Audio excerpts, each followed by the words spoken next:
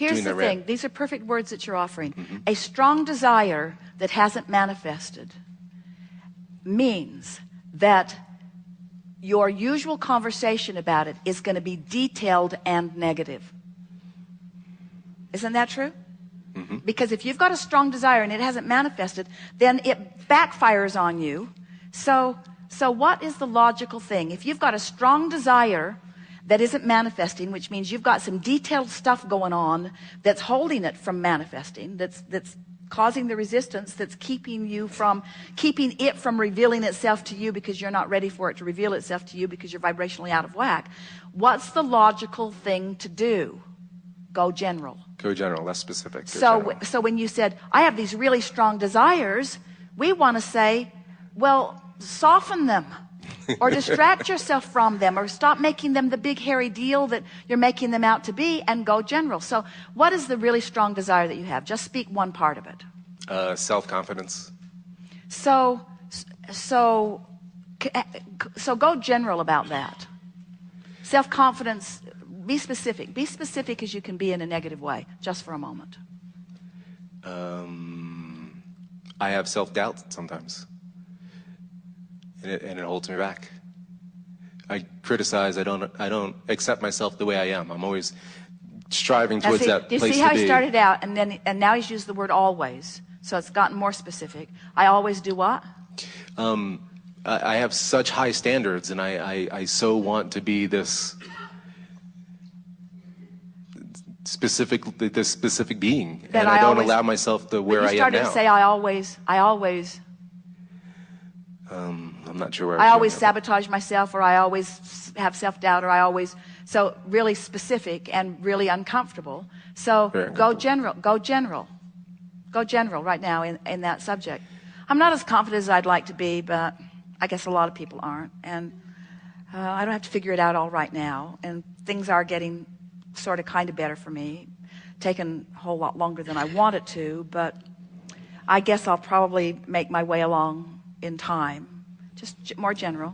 And things are not really going so bad. There are a lot of things that are pretty good, and there have been a lot of things that I've wanted to accomplish that I have accomplished, and this is sort of the last holdout that I'm really looking forward to releasing, and I can feel that it's sort of a big key for me, so it's going to be really a satisfying sense of relief when I finally let go of it, and I have the sense I don't have to let go of it all at once, that it will be a sort of gradual thing, and so I think it's time for me to stop torturing myself about things that aren't happening this red hot minute, and just start appreciating the great life that I do have and the wonderful things that I am uncovering and discovering about myself. And I really like being alive at this time. This is a fun time to be alive. It's fun to know the concept of law of attraction. It's fun to know about my emotional relationship to it. I like knowing that the true presence of who I am is a really good feeling being. And it also is satisfying to me to realize that anytime I don't feel confidence, that I'm feeling doubt in myself, that what that means for sure, is that I'm thinking a thought that my inner being doesn't think. So when I'm thinking I don't have confidence, my inner being's not going there with me, which must mean I have confidence, I'm just not letting in. I love it that my inner being hangs in there tough and sure and true to who I am. And I love the idea of me working my way little by little into more presence of how my inner being feels. And that's what confidence is. That's what the feeling of confidence is. It's that all-knowingness, not necessarily that I have all the answers right now this red hot minute. That's the discussion we had earlier, because you don't want all the answers this red hot minute. It would be a minefield to try to explore. I don't have to have all the answers this red hot minute, just the one that applies to what I'm doing right now. And I know that my inner being will feed it to me. I know that I'll just rendezvous with it. So it's next logical step. I'm so proud of how I'm doing. I'm so pleased. I'm so full of zest for life. I'm so eager about moving on. I love knowing who I really am and what my inner being really feels. And I don't think it's such a bad thing to know what my inner being feels by me knowing its opposite. That's not a bad thing. That's a good thing. When I feel rotten, that means my inner being feels great. That's worth something, don't you think? Mm-hmm. In fact, the rottener I feel, is a greater indication of how good my inner being feels. Isn't that good to know? Inner being? It's disgusting that you feel that good. Because if you didn't feel that good, I couldn't feel this bad. You need to adjust something. And inner being just stands and smiles, waiting for you to join the confidence and the knowledge. Confidence comes with knowledge. Knowledge comes with presence of source within you. Yes. And the confidence, I think I might have chosen the wrong word, but that's all accurate and very good. No, you didn't. That's a perfect word. For me, it's self-criticism. It's like they're not allowing where I am now. Like, it feels like my desire is so strong that where I am now compared to where I want to be. Feels that my desire is too strong. Let's go back there. I've got such a strongly focused, I have a strong desire that I'm on the flip side of, and I can't get there from there. In other words, my desire is so strong, but I'm not practiced in the other end of it. So every time you say that, you've been saying that a lot. I have a really, really, really strong desire. I have big goals. I have big expectations of myself and of life and of the government and of the economists. I have big expectations, and they and myself are letting us all down. In other words, and we say, go general, go general. It keeps working out. The earth keeps spinning. The sun comes up every morning. The plants keep growing. The water keeps flowing. My heart pumps all through the night without my attention to it. Things are working well. I have big desires, but I have in time the ability to achieve all of them. It's just one step at a time. I don't have to go faster than I can go. When Esther was growing up, she lived in a very small town. There were 721 people until she left.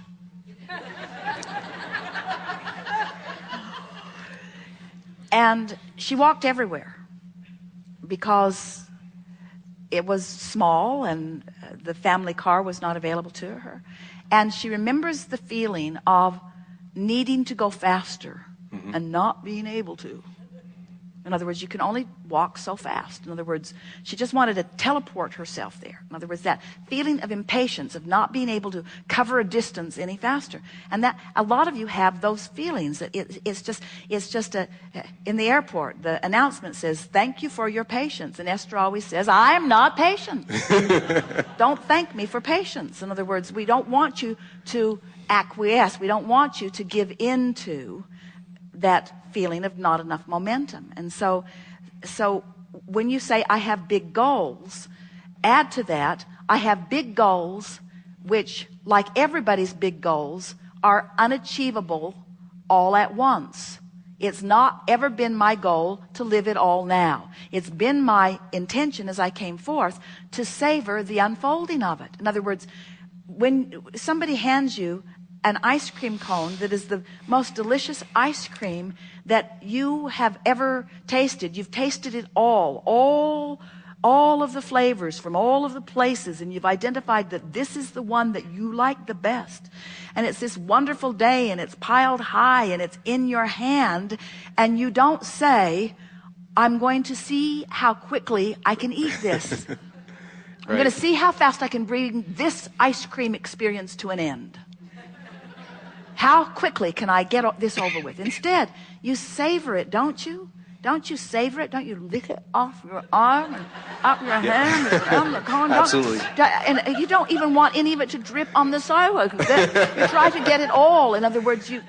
And that comes back to where I started with, that's the level of presence that I wish again. And I do have that experience, just speaking of the rushing and the fast pace and the trying to get to all these things that I want. And so I'm playing that game of balance. But here's the game we want you to play. Because you've done the vortex work, then there's not a void of good things that are happening. There's a constant unfolding of good things that are happening. Information being given to you, being revealed to you, the path unfolding. And when you are in the process of closing that gap, you don't feel impatience. You feel gratified and worthy and satisfied and eager to watch the unfolding of it. It makes the